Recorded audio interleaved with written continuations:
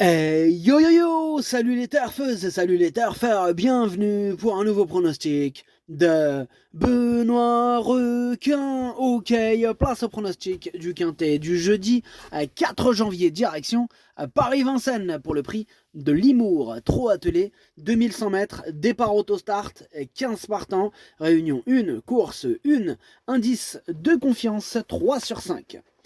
Petit retour sur le quintet à l'envers du mardi 2 janvier. Ah, il y a eu du trouble fait à l'arrivée.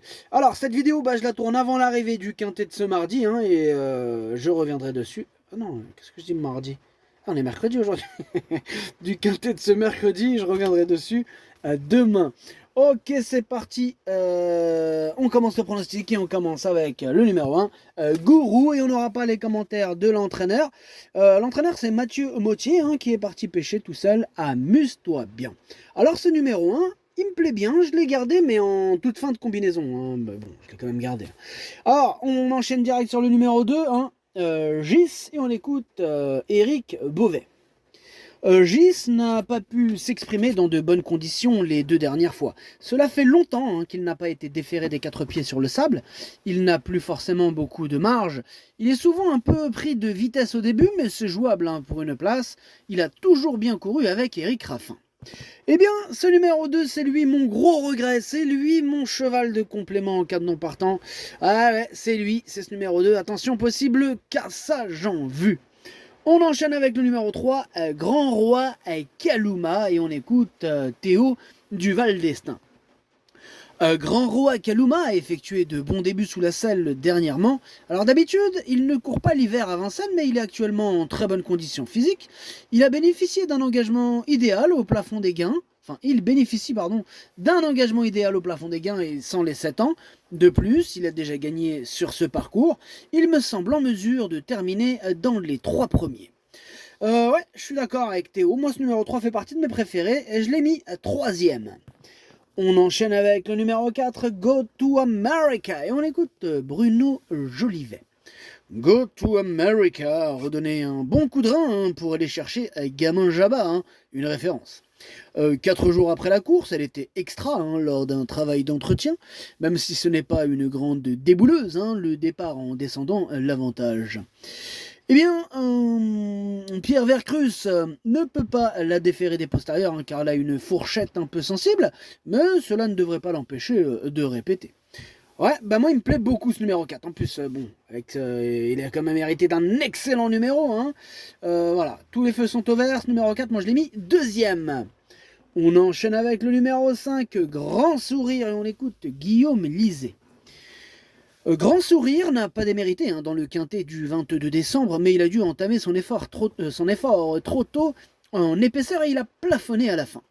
Il est toujours au top, il découvre dans la foulée un engagement sur mesure. C'est sans doute sa plus belle course du meeting. Il faudra cette fois lui masquer l'effort le plus longtemps possible. Sur le papier, il détient une première chance. En effet, une première chance. En tout cas, c'est lui mon préféré. Et je l'ai installé en tête. Et lui aussi a hérité d'un excellent numéro. Donc il va tout faire pour en profiter. Eh bien, on enchaîne avec le numéro 6, First des Charons. Et on écoute Olivier Raffin. Eh bien, First des Charons, il a encore bien couru dernièrement mêlée du Maine. Bon, même s'il a gagné à Cordemais cet automne, ce n'est pas un grand gaucher, mais il n'y a que 2 tournants sur les 2100 mètres de Vincennes. Bon, donc on se dit, si ça tourne 2 fois, ça va, 3 fois, c'est trop. Mais 2 fois, ça va. Alors, je profite de sa forme et de cet engagement idéal pour tenter l'aventure. Si tout se passe bien, il devrait prendre une place. Giant Madrick, que j'ai vu gagner à Nantes, sera difficile à battre. Ok, merci Olivier. Alors ce numéro 6 pour moi c'est un regret, c'est mon 2e cheval de complément en cas de non partant. On enchaîne avec le numéro 7, Fakir de Gèvres, et on écoute Christopher Nicole. Fakir de Gèvres n'a pas trop mal couru l'avant-dernière fois, puis il m'a un peu laissé sur ma faim en dernier lieu. Je pense qu'il n'a pas de marge. Cela dit, c'est le vrai cheval de 2100 mètres, il a bien travaillé depuis sa dernière prestation. Il peut être 4ème, 5ème, vu la très belle impression laissée à l'entraînement. Eh bien, ce numéro 7, lui non plus je l'ai pas retenu. Par contre, c'est lui le chef et le capitaine de ma petite liste des possibles casseurs de tickets repérés. Attention. On passe au numéro 8, Gypsy Bond, et on écoute Alexis Philippe Grimaud. Eh bien, Gypsy Bond, il a gagné plaisamment à Graignes, hein, où Sébastien Arnaud a pu mener à faible allure après l'avoir installé en tête. Bah, il devait partir en vacances, mais nous profitons de sa grande forme, hein, pour tenter l'aventure parisienne. L'engagement est très favorable, hein, il se présente dans sa catégorie.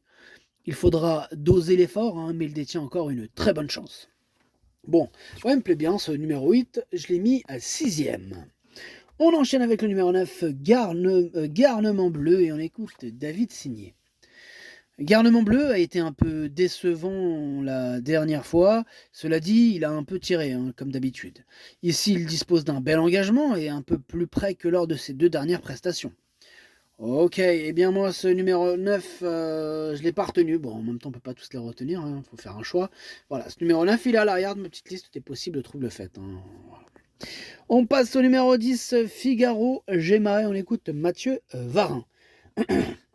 Figaro Gemma a joué de malchance samedi à Graignes. Il aurait disputé la victoire, hein, s'il n'avait pas reculé derrière un rival sur ses fins dans la ligne opposée. Ses dernières performances ne reflètent pas son degré de forme actuel. Il va se présenter au top, hein, et l'engagement reste correct. Bon, pour gagner, il faudra que tout se passe très bien, mais une place, hein, reste à sa portée. Bon, pareil, hein, lui aussi je l'ai pas retenu, et lui aussi il est sur ma liste, il est en plein milieu de ma petite liste des possibles troubles faits, et voilà. Et on clôture, hein, on en a fini avec cette liste.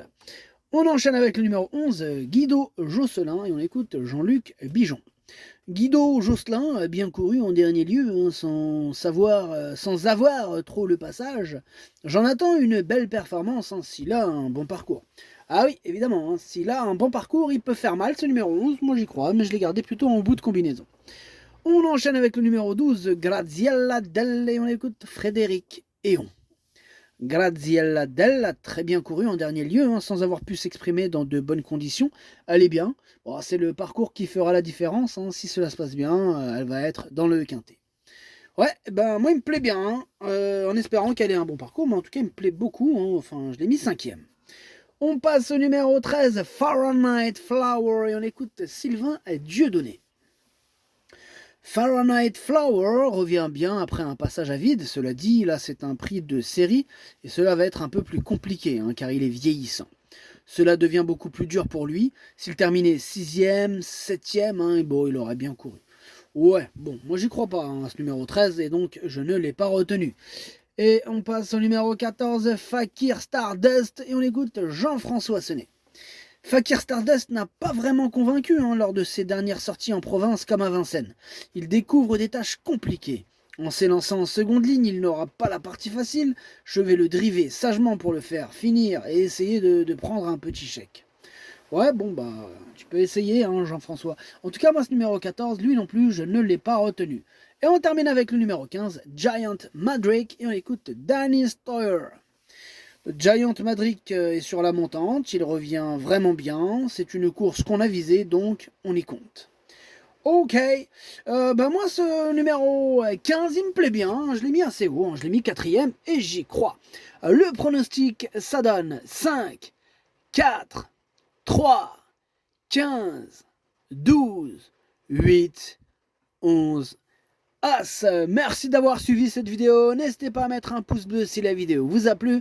Pour accéder à tous mes tickets pour la course du Quintet, rendez-vous directement en description de la vidéo. À jouer avec modération, bonne chance, chopez-le moi, ciao.